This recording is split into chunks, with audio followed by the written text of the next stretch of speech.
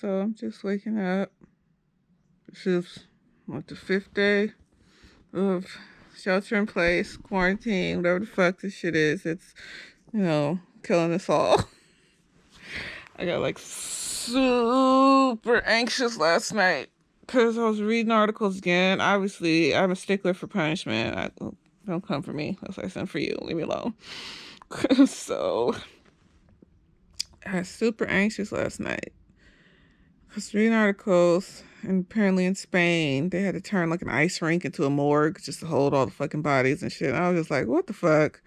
What is this? And it's like, is this what they had to go through during like the world wars and shit and the Spanish flu? And only we have to see the shit like every fucking day because of social media. And I'm just like,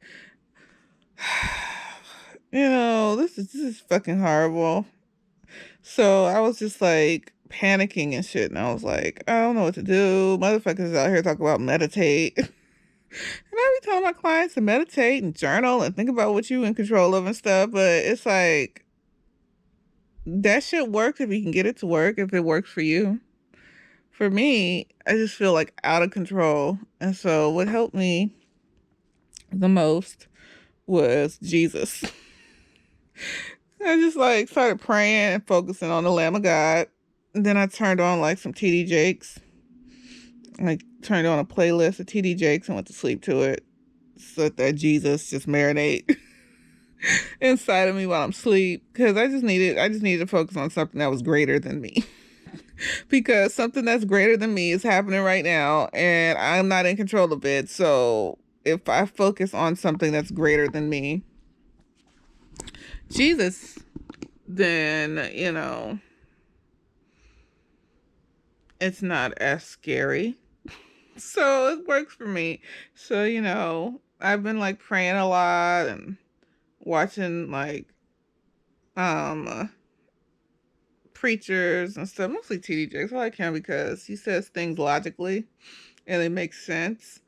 And he doesn't appear like prideful and fucked up and all this other stuff. I mean, I say appear because I don't know this nigga and, I don't know his life. And he does make a lot of money, but he doesn't come off as, I'm the man and, listen to me and type shit. He just says stuff in a way that makes sense. It makes sense. So I like listening to him.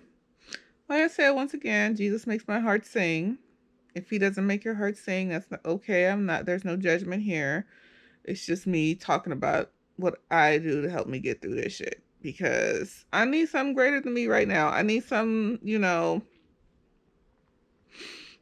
it's going to take more than a crystal or a, a, a talisman. I need the person that made all of that shit. Whoever put the magic in the crystals to help calm people, whoever put the magic in the trees to help calm people, I need to go directly to the supervisor.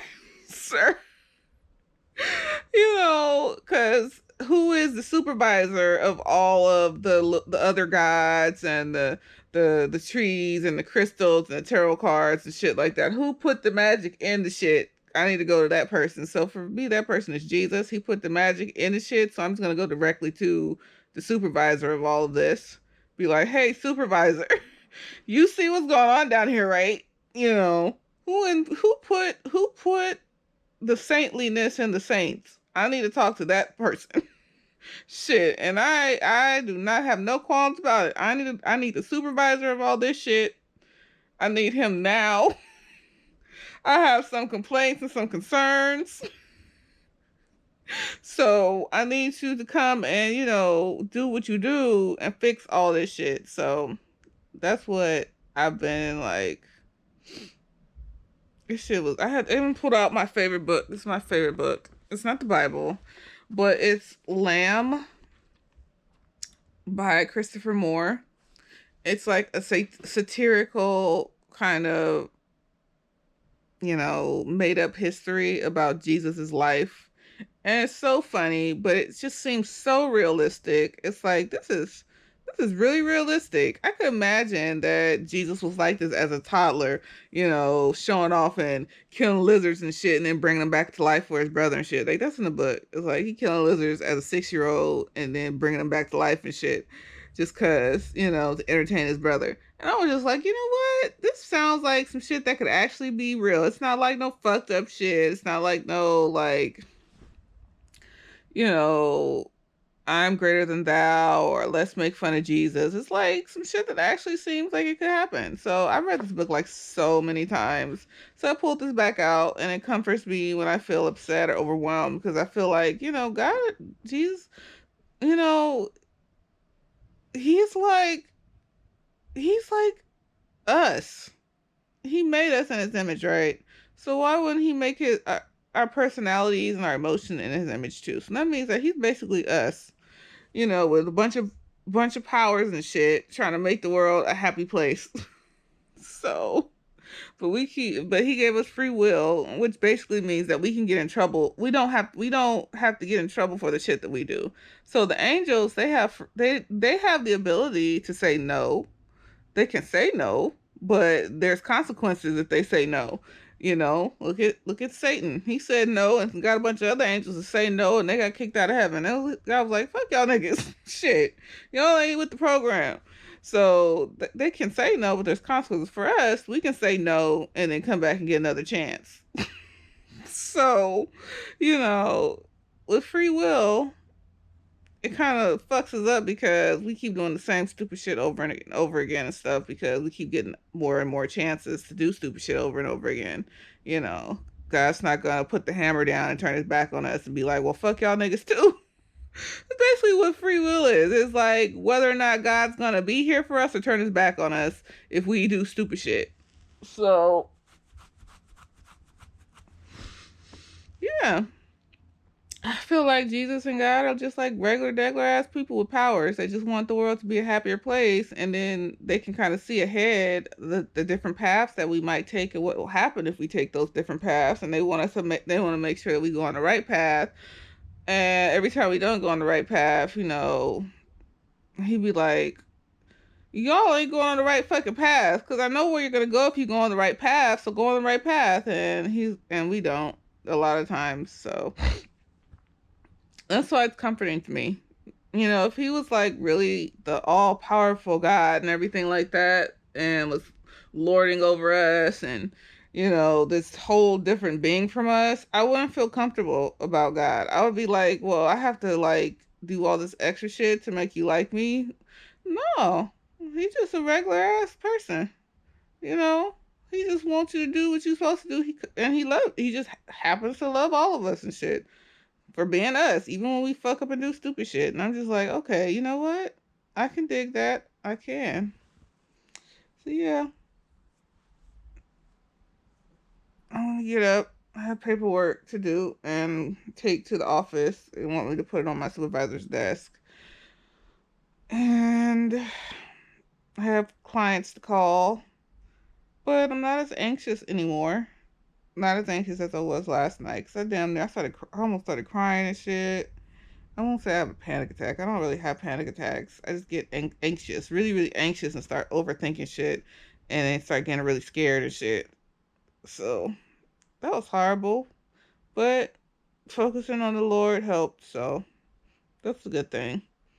And whatever your greater thing is that might help you, I'll focus on that too sometimes, especially when shit like this is happening and you feel completely out of control and motherfuckers is telling you to meditate and journal and take bubble baths and shit. And you just feel like, well, the world's still being destroyed outside, even though I'm journaling. This isn't doing it.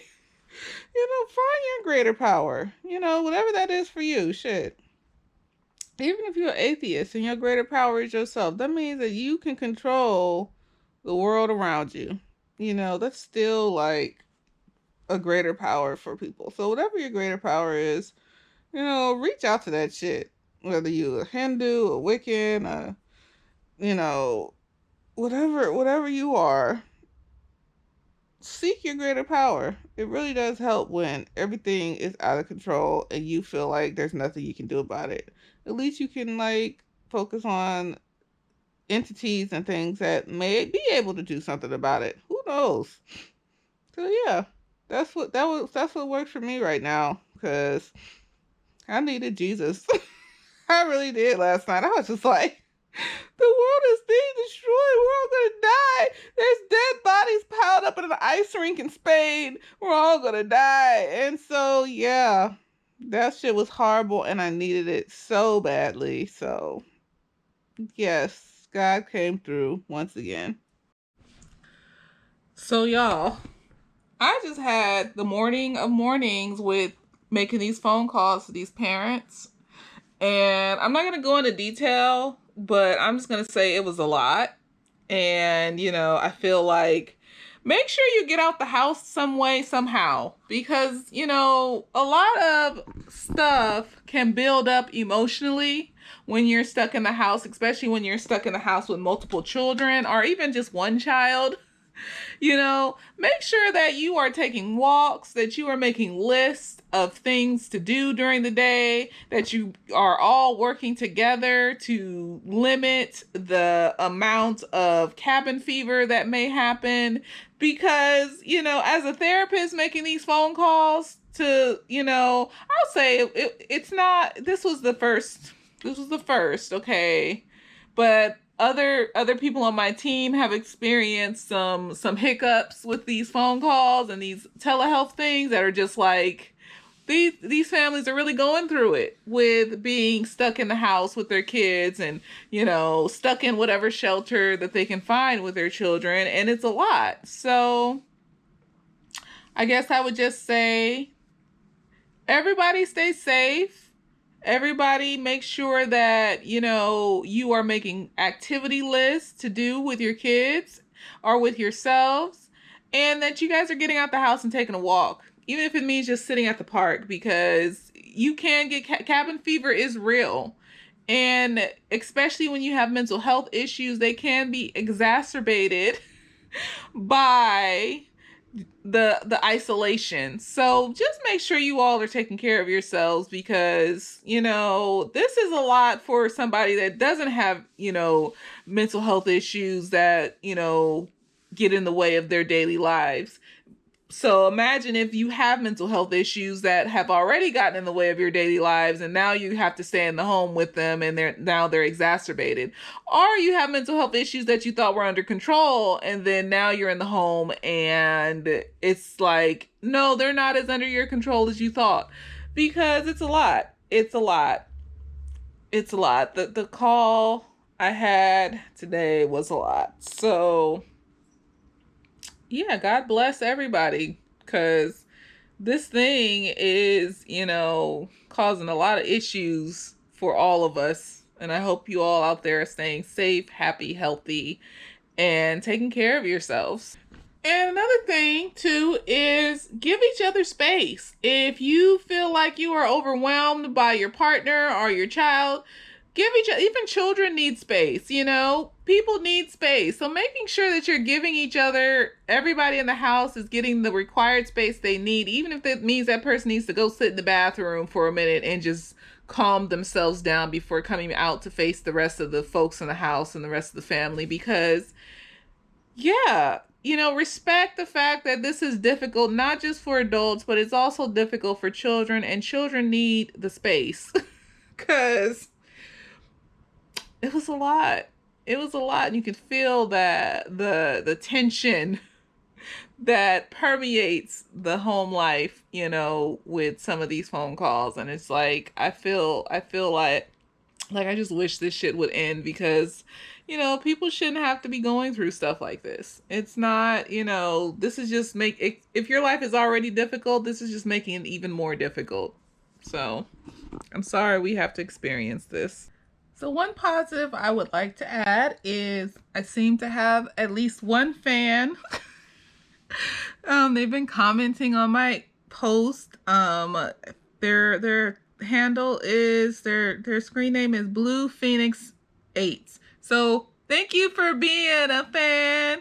There you go. Someone's following me on my journey and seems interested in making comments. At least they commented on like 2 or 3 videos, so that's cool. So that's a positive. That's the positivity that I'm pulling out of this whole situation. Somebody's watching and they feel interested, and each person, it counts, because you know, people are amazing. And so thank you for watching and commenting and finding interest in my post. And yeah, I hope you're staying safe in this apocalypse. I want to keep calling it apocalypse, I don't give a fuck. But yeah, thanks. So I'm at the parking garage for my job. Parking garage, this is like the emptiest I've ever seen it. There's a gym here in the same business center as my job is, and it's closed. So you know, usually most of the cars, I'm assuming, are for the gym. So this is interesting. You know, usually this place is packed, it's hard to get in and out and all this other stuff, but no. I'm gonna turn in a couple packets for some clients, and then, you know, probably go home. I get something to eat, I don't know, then go home. As you know, I'm not the healthiest eater, so Chick-fil-A is across the street. I'm probably gonna get a chicken sandwich or something. But yeah, I don't think I'll be coming back here for a while to my office. I do have some more paperwork I have to turn in for next month. It's like a monthly thing, so I probably won't be back here until next month. So this is going to be interesting. And yeah, this is me at my job. Well, this is all you're gonna see of it. I'm not gonna film in there. That's not, no. No. But yeah, so I'm gonna go in here and do my paperwork, and see you guys later. I'm done with the paperwork. I swear, oh God, paperwork is the bane of my existence. I hate it so much. I despise paperwork. If it was up to me, we would just, you know, like things could just be documented from our memories or some shit. I don't fucking know. It's the way to not have to go and write down all these things and remember to dot all our I's and cross all our T's. I hate it so fucking much. It's tedious. Oh, I hate it. But I got it done. It happened. So I'm moving forward. I'm going to reward myself with a sandwich from Chick-fil-A. I think it's open. Back hurts. And yeah, I'm tired now. Paperwork makes me tired. Even though in the scheme of things, I didn't have that much paperwork to do. I don't like it. It's like, ugh. But yeah, so I'm gonna go get something to eat and go back home and shelter in place. Yeah. I'm at Target. I thought I would try to go and get toilet paper again. We'll see what happens. I'm having high doubts about finding toilet paper, but I'm like, you know what? Why not give it a try? Fuck it, shit. And get some hairspray because I need some moisturizing spray for my hair. So let's see if there's toilet paper.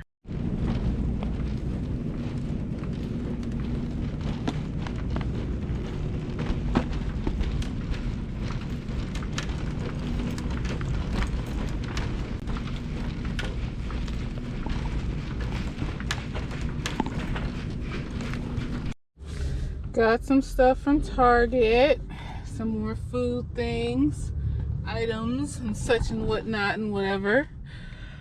Whew. So, as you saw, I don't know why this is turned this way.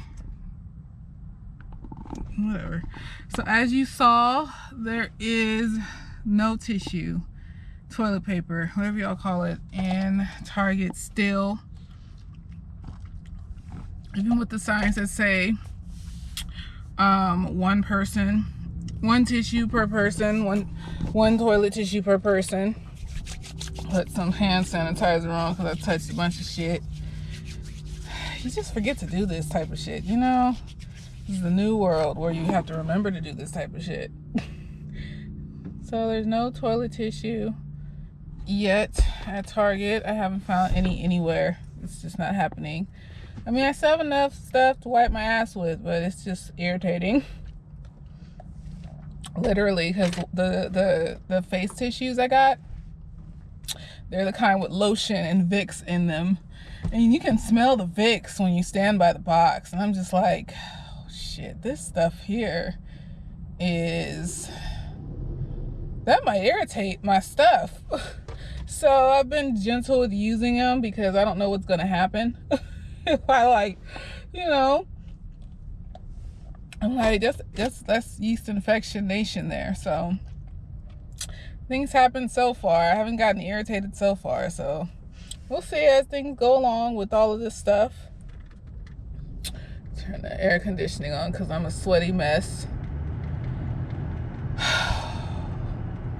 Yeah, I wish things would go back to normal. But it's interesting because as I'm going around, as I go to the store and things like that, it looks regular. Like there's a normal amount of people in the store, even though some of the aisles were empty, like the aisles with the cereal on it, the aisles with what else was empty? The aisles with the rice and stuff like that on it, the aisle with the cup of noodles and things like that on it were empty. So yeah, it just looks like regular. Like even the parking lot is basically the same amount of cars it would be during this time of day, you know, but right before people get off of work, so it's not too full, not too empty. I don't know if this shelter in place shit is gonna work, y'all. Because everything just looks normal. And then when people come outside their homes, because the world is so big, we see these small incidents, we see these incidences here and there where large amounts of people are dying. But the world is so big that, you know, if you step outside of your home and you don't see people dying, you feel like regular and you just want everything to be regular. And so you just start automatically autopiloting your life into regular. Like when I went to the office, I was just like, even though the parking lot was pretty much empty, I was just like, well, you know, this is still regular. Like, I mean, I'm not saying I want to see a huge, like, wasteland type difference, but it's hard to kind of get into the groove of, you know, oh, there's a disease that's going around that kills people and kills them pretty fast, so you need to stay in the house so that we don't spread it. And that's why I keep flip-flopping between, you know, my private practice clients, seeing them in the office or seeing them on the telehealth, because I'm just like, it just feels like everything is normal. And so since it feels like everything is normal, it's hard to get into that mindset of, oh, everything isn't normal. You know, the only difference is when you go to the store and you see the empty, you know, aisles of stuff, or when you scroll through social media and you see new shit happening every day, or like there's a new regulation or thing that we can't do or movement we can't make. But otherwise, the normal everyday stuff, you go outside your home, you live your life, it just feels normal. I think that's another part of why this shelter in place shit is so difficult for people to accept. I mean, like, I'm in a country like Italy. Like, how long did it take for people to accept that? You know, because Target isn't just letting a certain amount of shoppers in. Target is full of people. You know, they're trying to, like, walk around. And I love that shit, though. Like, how people are, like, trying to walk and distance themselves when walking so they don't touch you or whatever or be near you. I kind of like that because, you know, I like my personal space. Stay the fuck away from me. But, you know, everything just looks kind of normal. Like, there's, besides that, I mean, people walking around in face masks, you know, but yeah, it's hard to reset when you walk out the house and the world looks regular. So I'm home again. I am doing my live chats, not live chats, I'm not having live chats today, but I am responding to clients online. I did some stupid shit with my stocks, not the purchasing, it's just the way the money was transferred was dumb. And so now I have to try to fix it. I hope I can. I'm not going to go into details because it's embarrassing and it was stupid. But yeah, I'm bothered. I'm so upset by what I did. Have patience when you buy stocks, you guys. Have patience. Think smartly. Plan ahead. Don't just go out there and buy shit willy-nilly. And make sure, you know, that Everything's just set up the way you need it to be set up, basically. Don't do it offhandedly without paying attention to what you're doing, because that's basically what I did. Wasn't paying complete attention to what I was doing, and I fucked up. So yeah, there's that. That happened. What else? Today's been pretty good. I have been just working. That's about it. I've just been working. My work week has been even more boring than usual because I haven't been able to really go anywhere. So I've been in the house most of the week so far. It's Wednesday. The week's almost over. Still haven't heard from my private practice clients. So I don't know how that's going to go. I don't know how they're going to respond to live chat for the majority of them. So I hope I don't lose a good chunk of clients. Oh my gosh. I feel nauseated just thinking about it. It bothers me so much. Oh, but that might just be my anxiety talking. I might just be catastrophizing things. I tend to like catastrophize shit. That's why I'm wondering, like, am I catastrophizing this whole corona thing to where I feel like now I can't even see my clients face to face? Or am I doing the right thing and by staying inside? I wonder if we all have those questions. Am I like folks that are stopping their business or maneuvering their business around this corona stuff, and then sitting there and asking themselves the question of, am I being overly cautious or am I doing the right thing? And then you look at reports from Spain where they have an ice rink full of dead bodies, and you're just like, it could be like that if we don't do some of this stuff. So maybe it's half and half. Sitting in an office talking to clients,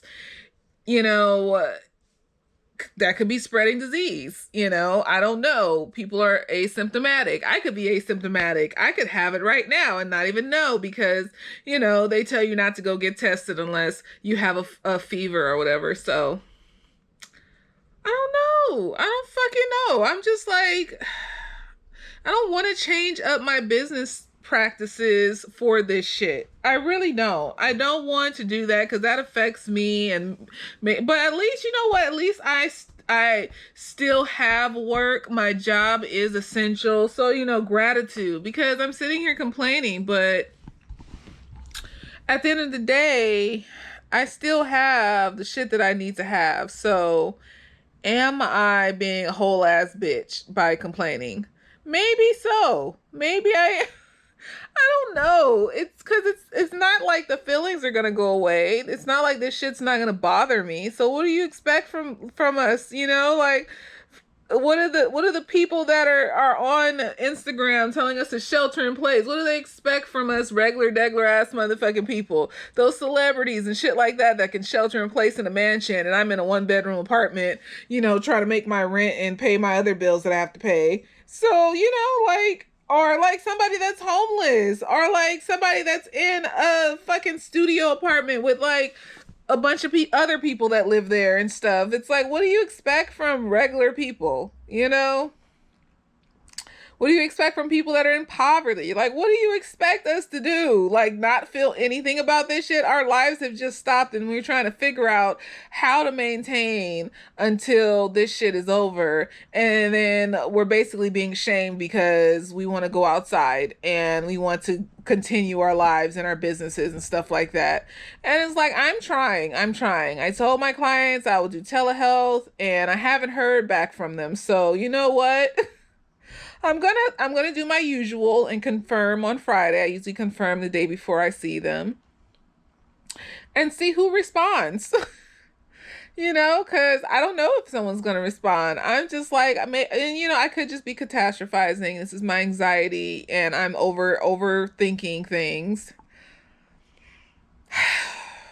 Maybe it is my anxiety, and I'm overthinking things.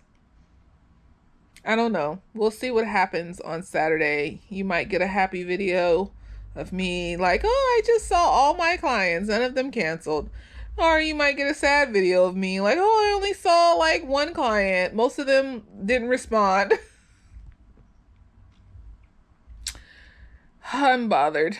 I don't know. I'm bothered.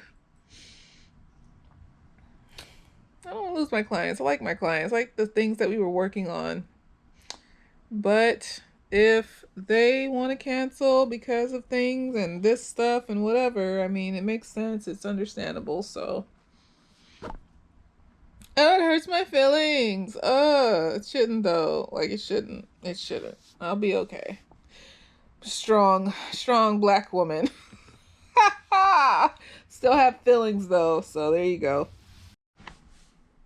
You know what I wonder? Like, how do people keep up that facade, that professional facade where they don't show their true feelings to the world? They just kind of show this professionalism. Like, cause I follow like Instagrammers, like therapy Instagrammers on Instagram. I haven't made one yet just because I haven't had the time nor the energy to fully conceptualize an Instagram. I do have a Twitter. It's Jasmine the LCSW. That's my Twitter. And I just post like therapy memes and random things that I think of as far as therapy is concerned on there. But like Instagram is a bigger beast that I just don't have the energy to do right now. So but I'll get on there and I'll just be like, they just look so calm and peaceful.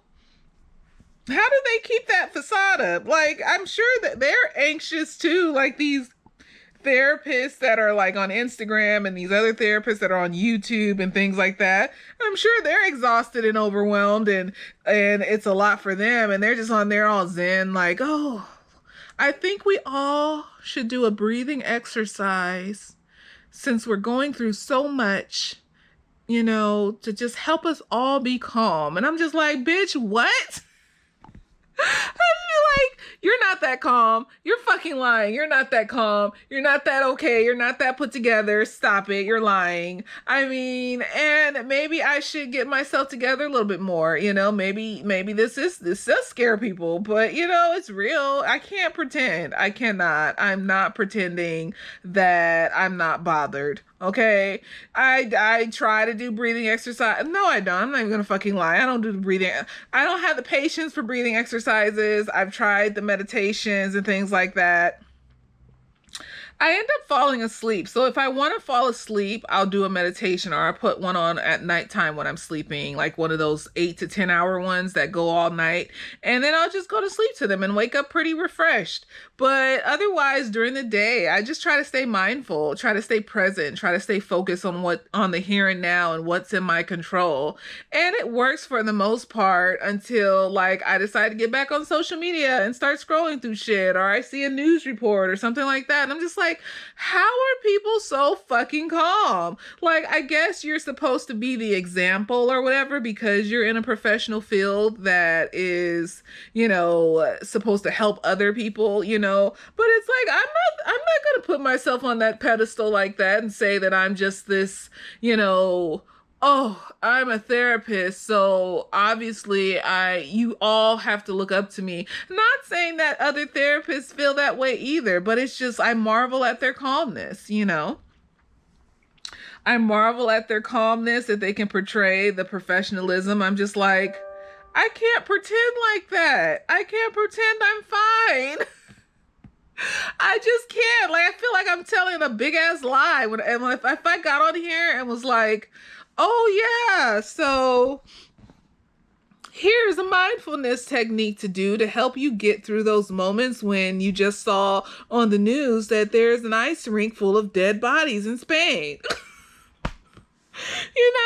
I just feel like me talking about it helps the most.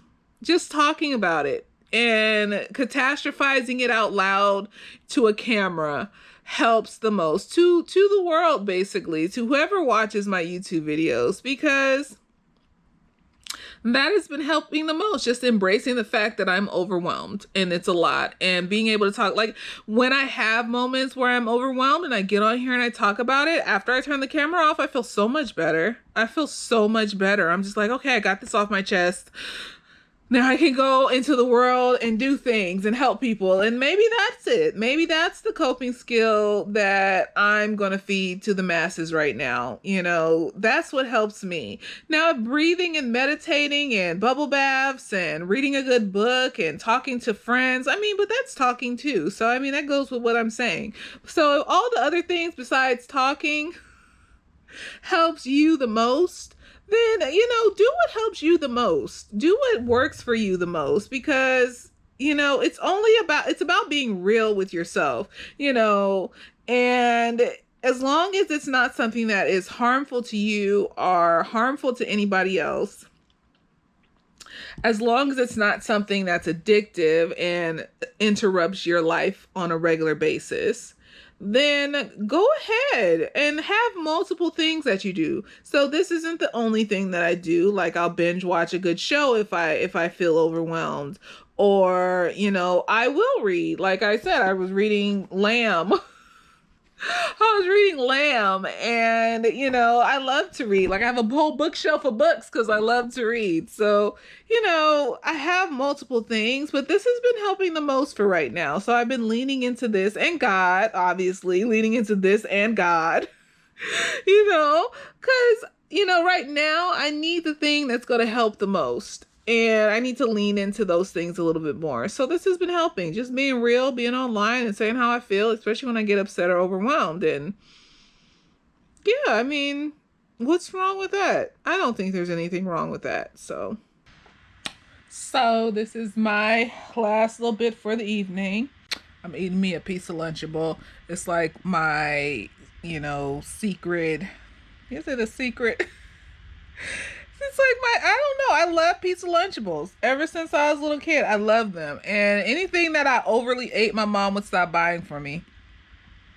So I used to really like popcorn chicken. She stopped buying them because, she stopped buying them because I got them all over the car and the back seat. And so she would never buy me popcorn chicken. I used to like fudgesicles. She stopped buying them because I wasted them on the floor and then couldn't get it out. This one makes sense though. I used to like the Lucky Charms, but I only like the marshmallows. So I'd sneak and pick the marshmallows out of the Lucky Charms. And so that made sense. She would stop buying. And then this is a non-food thing. Play-Doh. I'm very tactile. I love mushing stuff. So eventually she stopped buying me Play-Doh because I got it in the carpet and it wouldn't get out. So I don't know why she stopped buying me pizza Lunchables though. I think because I always asked for them. And in the 90s, they had first came out. So they were like overly expensive for some Lunchables, like $5 a Lunchable and shit, versus the regular Lunchable with the crackers and the meat and the cheese. And so I would always want them. And she just eventually was like, no, we're not getting pizza Lunchables. They're $5 the Lunchable. That doesn't make no fucking sense. So as a child, pizza Lunchables was a rare treat. But, yeah. So now when I am, at the store or whatever, and I see them, I'll get a couple packs and just gorge on them.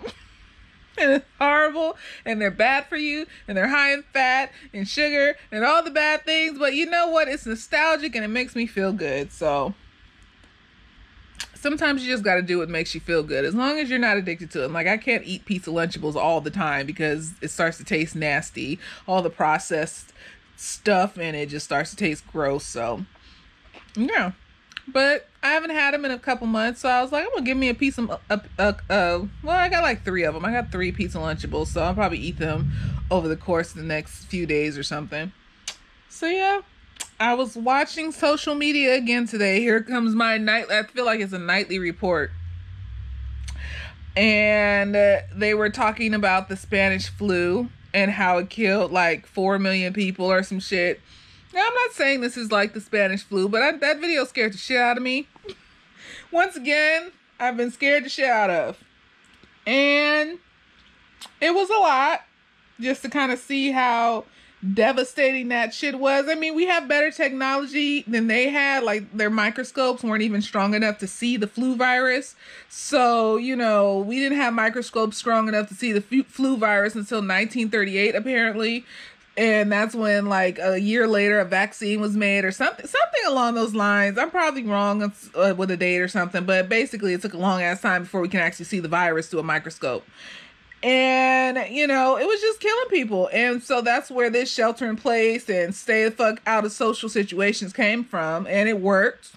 It killed a whole bunch of people, but eventually it went away. That's the point.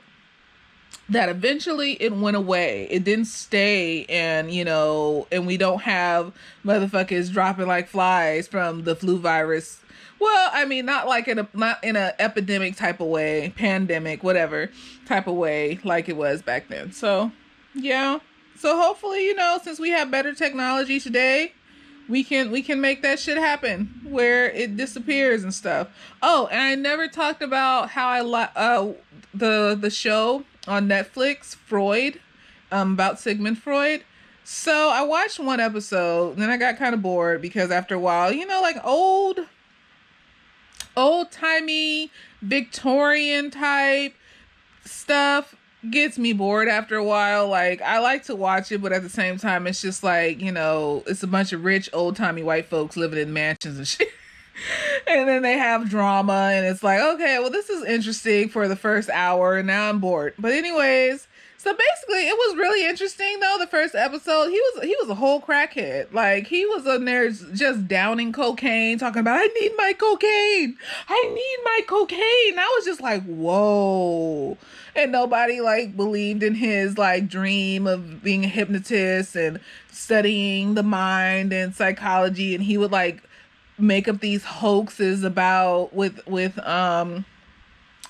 fake patients, that he made up stories with them and they were actors really, and he was trying to get recognized with these fake patients that he made up stories for. And so it was interesting. Yeah, he was a whole crackhead though. Like, he was having the shakes, the tachycardia, where the jaw moves and shit. Like, he had that shit going on, and he was just wandering around, crackheading it up. And I was just like, this is crazy. And that's why I always say, never put people on pedestals. Everybody is a human being. That means everybody is capable of our best and of our worst in humanness. And if you put somebody on a pedestal, that basically means you're saying that they can't do bad things. And when they do bad things, either you're going to deny it, or you're going to be completely and totally devastated. I like to stay in the middle. If there is enough evidence to say that this person did something bad, I will believe it. If there's enough people coming out to say this person did something bad, I will believe it. Why not? There's evidence, there's enough people saying it. These people don't know each other a lot of the time, so I'm going to believe it, because human beings will human, no matter how much money they have, no matter what they discovered. I mean, look at Martin Luther King. He was a whole adulterer, like just fucking bitches left and right. The FBI was filming him and sending videos or not videos, they were sending recordings to his wife, but he did great things. I mean, the great things that he did, the legacy he left in the good portion of his life helped a lot of people. But he still has some deficits, some large deficits in his personal life. And that's why you got to check your deficits. What are the deficits that you have in your life that, are pretty big? I try to keep things stable career-wise, personal-wise. What else? Socially. But sometimes, like in my personal life, it can be a big deficit because I will not leave the house sometimes. And I'll be like super depressed sometimes. But I try to work on that deficit. I see that deficit. I see that issue in my life, even though other things might be going well. I see that I have this large issue here and I need to work on that. So don't ignore the giant issues that you have in your life just because one part of your life is going very well. That's why you see these celebrities and these rich people. Oh, we're rich, but we like rape a bunch of bitches. It's like, okay, no. The money doesn't cover up the fact that you have humongous issues. And so, you need to recognize that and not deny it and keep doing it just because you have money and you make money. That makes no sense. So, yeah, I'm going to finish my pizza Lunchable. And I'm probably I'm watching, what's his name? Goddamn Zoe. He did a mukbang conspiracy theory about the coronavirus. So I'm going to watch it, and, he's funny. I like watching him. So yeah, I hope you all have a great rest of your evening. This Wednesday, a great rest of your quarantine Wednesday. And Later days.